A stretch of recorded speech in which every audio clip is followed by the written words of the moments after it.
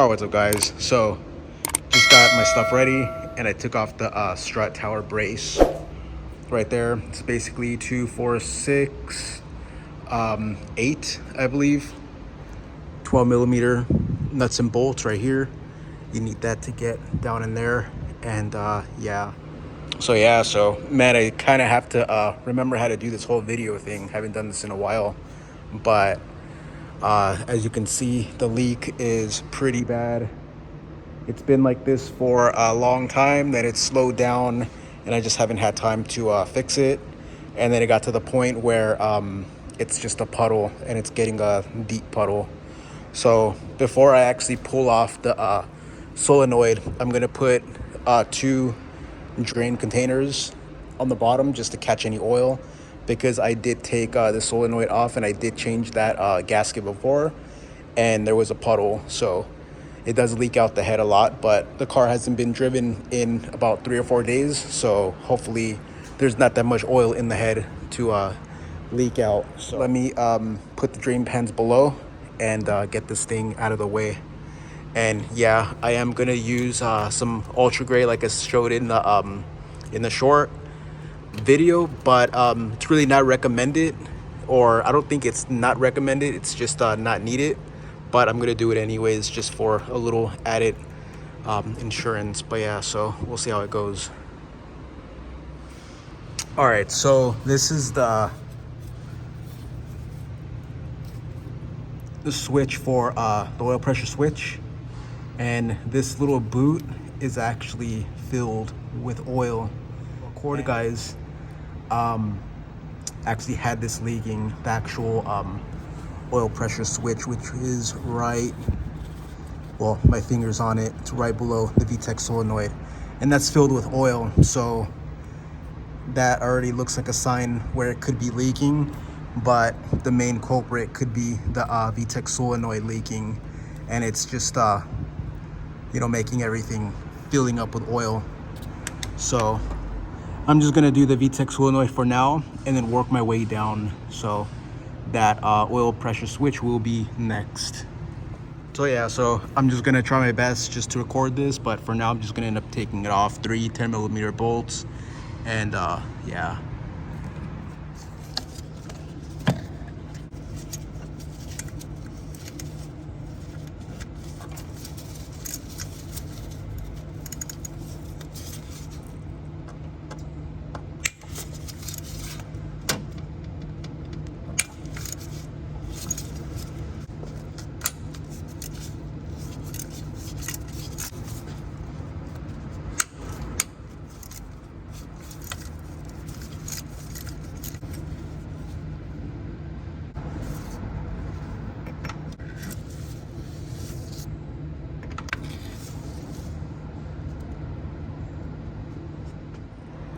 All right, guys, so there's a solenoid right there, brand new gasket, and it already seems like it's plastic, so maybe it was leaking, maybe not, I have no idea. But let me see if anything's dripping on the bottom real quick.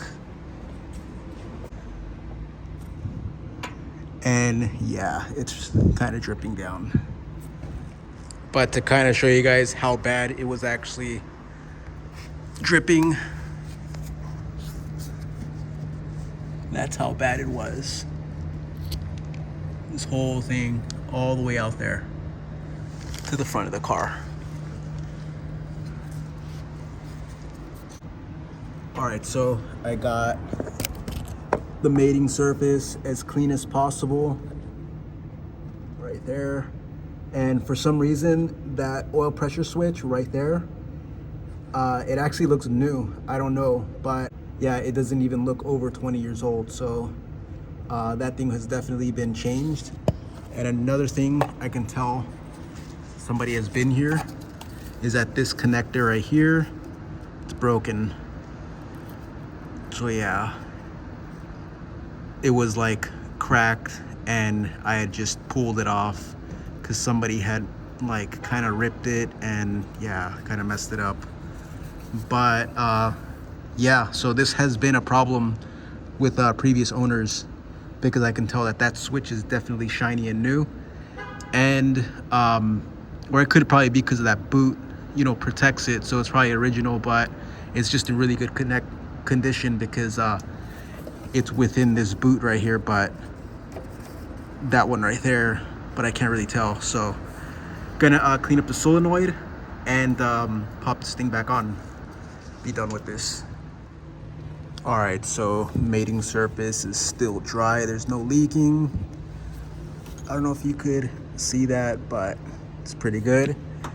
And VTEC solenoid all cleaned up and drained of oil. There's just residue, and I try to clean as much as possible around because it was pretty filthy. And yeah, let me see. Looks good. So now I'm just gonna put a skim coat of ultra gray in there, put the seal on, skim coat, and that's gonna be it. You do not want to put a bead because you do not want to clog the screen, and you do not want any loose debris to get inside. All right, guys, so I got it nicely coated, not too much, not too little. Gonna put this on. Gonna hand tight those bolts, leave it on for 30 minutes, and then snug them down. And yeah. All right, guys, so finally got everything fastened down. Everything looks pretty good. All right, guys, so got the solenoid in. It's hand tight, just the bolts. Gonna go after it with a 1/4 inch. Just you know, put about 20 pounds in there, and that should be it. Doesn't really take a lot of force, but you definitely want to make sure they don't back out. But yeah, so now it's time to clean up. All right, guys, so I just super cleaned this boot and that 1-pin connector that goes into the that switch. So now I'm gonna put this back and let's see if this thing fills up back with oil. But yeah, so I had already tightened down the solenoid. Just gonna plug this in.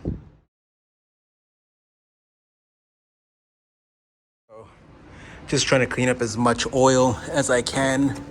I'm gonna put some dirt on this, but I really have to try and make this look a little bit nice because it's kind of embarrassing having a river of oil. I'm done with this. I'm gonna throw some dirt on it just to help it like absorb and kind of like blend into this already dirt looking surface. All right, guys, so threw some dirt on it and got some cardboard underneath.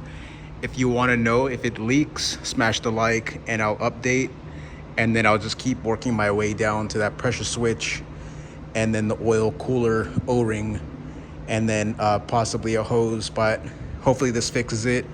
If you want an update, smash the like, and I'll see you guys on the next one. Peace.